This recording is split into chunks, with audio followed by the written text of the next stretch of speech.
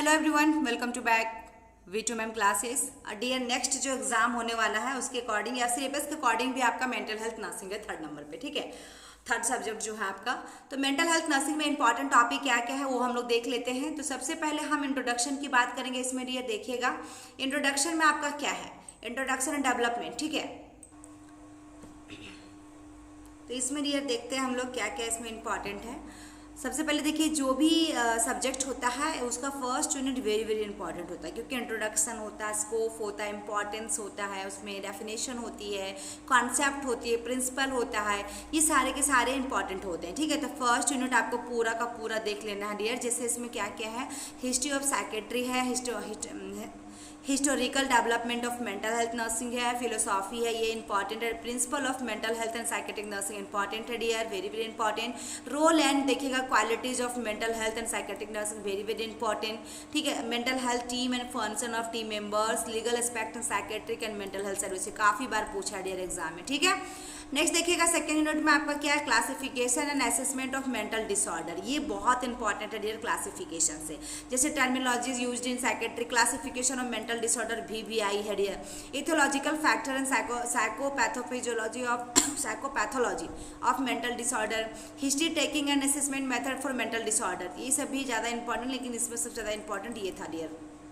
तीसरा यूनिट का देखिएगा, थेरेप्यूटिक कम्युनिकेशन। यह कम्युनिकेशन प्रोसेस से क्वेश्चन आते हैं dear. Interview skills, therapeutic communication techniques, nurse patient relationship, ये यहाँ से क्वेश्चन पूछे जाते हैं और पूछा हुआ है, सारे रिपीटेड क्वेश्चन हैं। नेक्स्ट देखिएगा, मैनेजमेंट ऑफ मेंटल डिसऑर्डर। हम आप लोग को ये भी दे देंगे डियर, सब्जेक्ट वाइज क्या क्या इंपॉर्टेंट है सेकेंड ईयर पोस्ट बीएससी का। एक ही वीडियो में मैं पूरा अपलोड करने वाली हूँ, तो आप लोग उसको जरूर देख लीजिएगा। यहाँ पे देखिएगा क्या है, मैनेजमेंट। यहाँ पे क्या बात करेंगे डियर, मैनेजमेंट की बात करेंगे। और इसका जो एग्जाम होने वाला है ABVMU का, आपका मेंटल हेल्थ नर्सिंग का 23 तारीख को होने वाला है। फिर उसके बाद 25 को एजुकेशन है, देन उसके बाद 28 को आपका एडमिनिस्ट्रेशन है। ठीक है, ऐसे करके।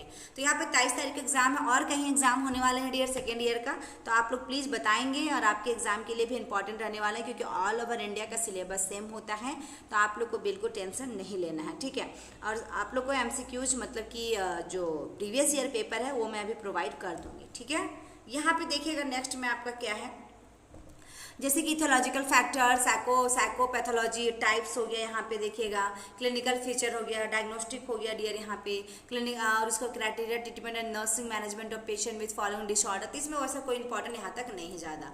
Neurotic disorder very very important, anxiety neurosis, depressive neurosis, obsessive compulsive disorder VBI है, न्यूरोसिस, फोबिक न्यूरोसिस एंड हाँ देखिएगा हाइपोकॉन्ड्रियल न्यूरोसिस, ये सब dear, state related and somatoform disorder, ये भी इंपॉर्टेंट है dear. Psychotic disorder schizophrenic from affective and organic साइकोसिस, ऑर्गेनिक ब्रेन सिंड्रोम, ये क्वेश्चन बहुत बार पूछा है।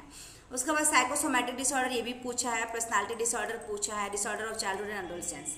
अब यहाँ पे 5वां यूनिट में देखिएगा, management of patient with substance use disorder, substance use and miss use की बात करें, dependence, intoxication and withdrawal VBI है डियर। ठीक है, classification of psycho active substance VBI है। Okay, ethological and contributory factors में साइकोपैथोलॉजी है, क्लिनिकल फीचर है, डायग्नोस्टिक क्राइटेरिया है, और treatment and nursing management of patient with substance use disorder, ये बहुत इंपॉर्टेंट है डियर। ठीक है, prevention and rehabilitative aspect and substance, ये भी इंपॉर्टेंट है, यानी कि ये यूनिट थोड़ा सा 5वां यूनिट VBI है। ठीक है ना।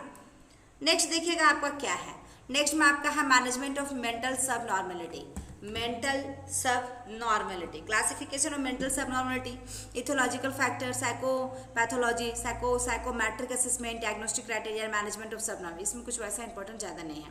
साइकेट्रिक इमरजेंसी में देखा जाए टाइप ऑफ इमरजेंसी जो कि VBI है, psychopathology, clinical feature, assessment and diagnostic treatment and nursing management of patient.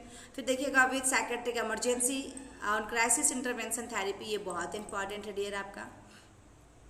अब हम बात करेंगे 8वां यूनिट का, थेरेप्यूटिक मॉडलिटीज में principle indication, contraindication, role of nurse in various treatment method, therapeutic community and milieu therapy. यहाँ से इंपॉर्टेंट 8वां यूनिट VBI है डियर, क्योंकि ये सारे थेरेपी है, group therapy, family therapy, pharmacotherapy, electroconvulsive therapy, ये बहुत इंपॉर्टेंट है।